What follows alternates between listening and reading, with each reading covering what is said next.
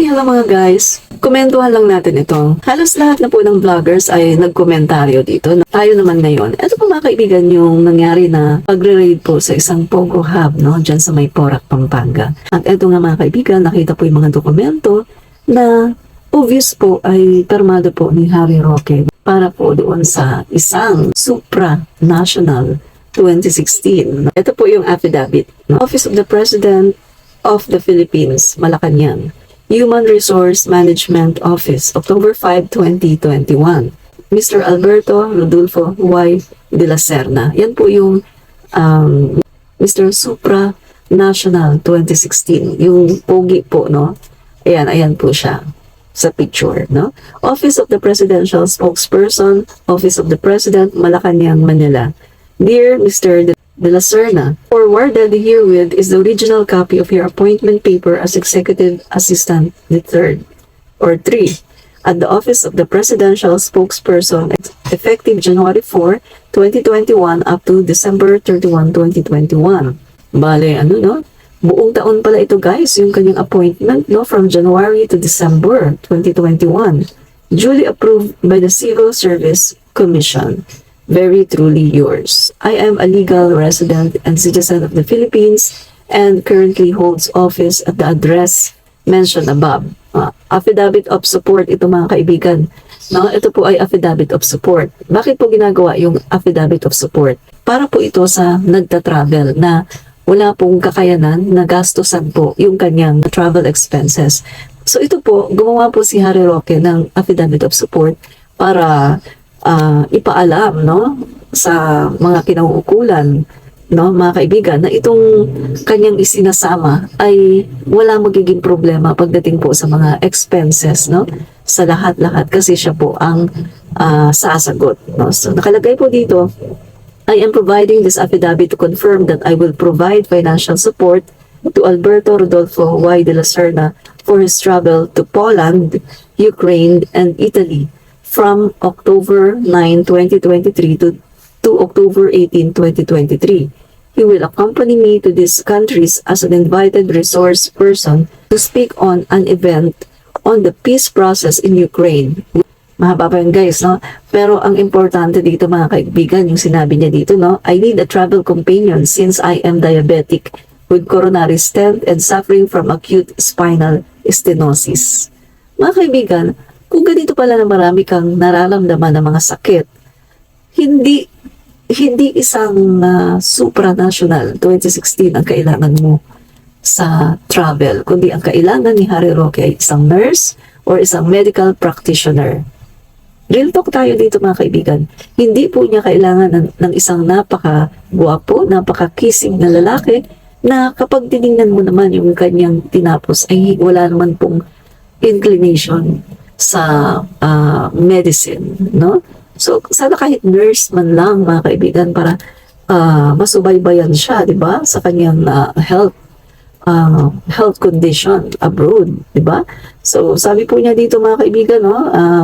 Sabi po ni Harry Roque, I acknowledge my responsibility to ensure that the la Serna will not become financial burden on the resources or social services of any of the countries that we are visiting during our stay. Sa huli, sinabi po niya dito, I affirm that the information provided in the affidavit are true and accurate to the best of my knowledge. I understand the legal implications of this document and willingly provide it to support Alberto Rodolfo de la Serna's travel plans to Europe. Ba? So mga kaibigan, ang tanong natin dito, bakit napunta doon sa Pogo Hub sa Porac, Pampanga ang mga dokumentong ito?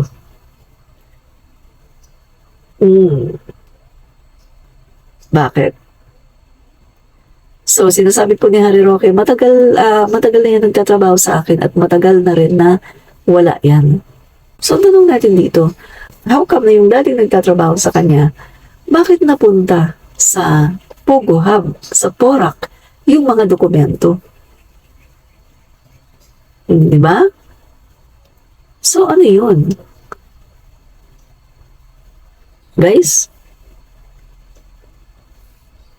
dalawa lang yan eh. ito speculation lang natin, ang komentaryo lang natin. Maaring yung si supranational na yan, no, 2016, na dating nagtrabaho kay Harry Roque, maaring doon siya sa Pogo.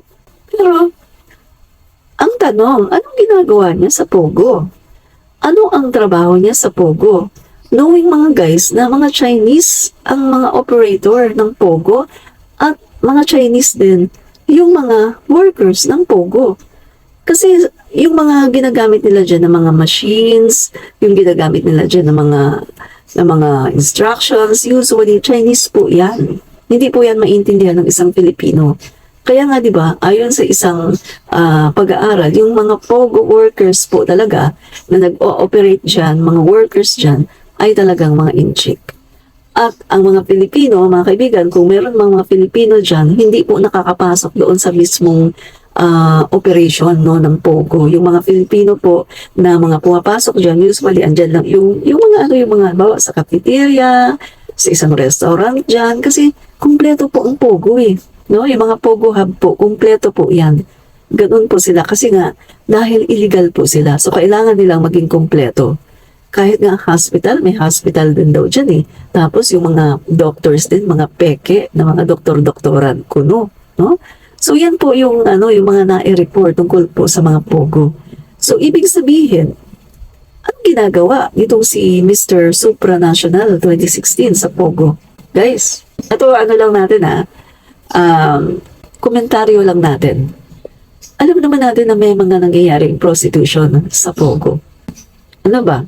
Isa ba itong si Mr. Supranational 2016 sa mga nabiktima?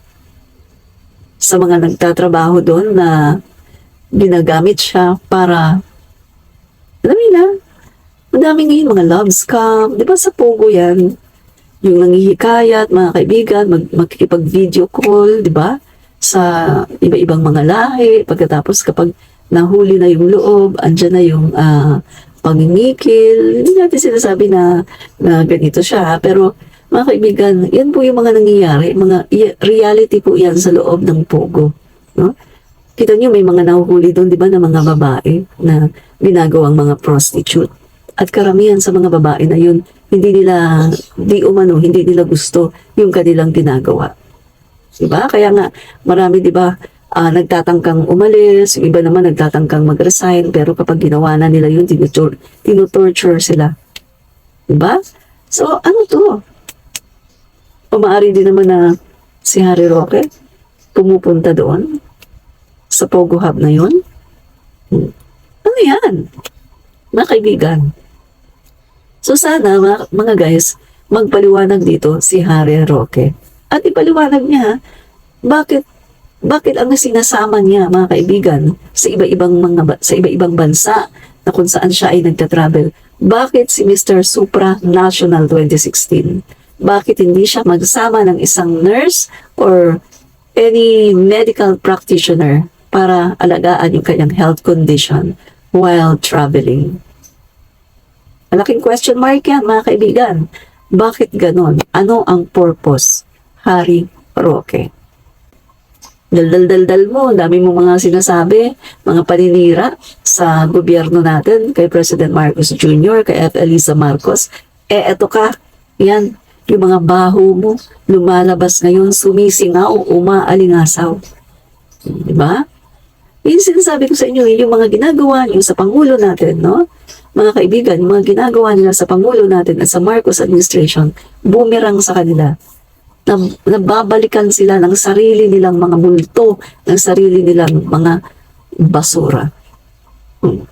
Ba? Yan mga kaibigan, no? So, share po natin ang video na to para marami din pong makapanood, marami din pong makaalam, no? At humingi po ako sa inyo, paki-like na rin po itong video na to, paki-like po at comment din kayo kahit anong comment, no? At kung gusto niyo i-share, sabi ko nga, i-share niyo na rin para marami pong makaalam. Para nang sa ganun, mag-trending din. Aba, Sila lang ba pinapatrending nila yung mga paninira nila sa Pangulo natin? Tayo ipatrending din natin yung mga katotohanan, mga kaibigan. Yung mga baho nila, mga kaibigan, na kailangan malaman ng taong bayan kung ano ba talaga, no? Yan mga kaibigan. So maraming po salamat. Admin Rich. Fight fake news. Expose the truth. Bye!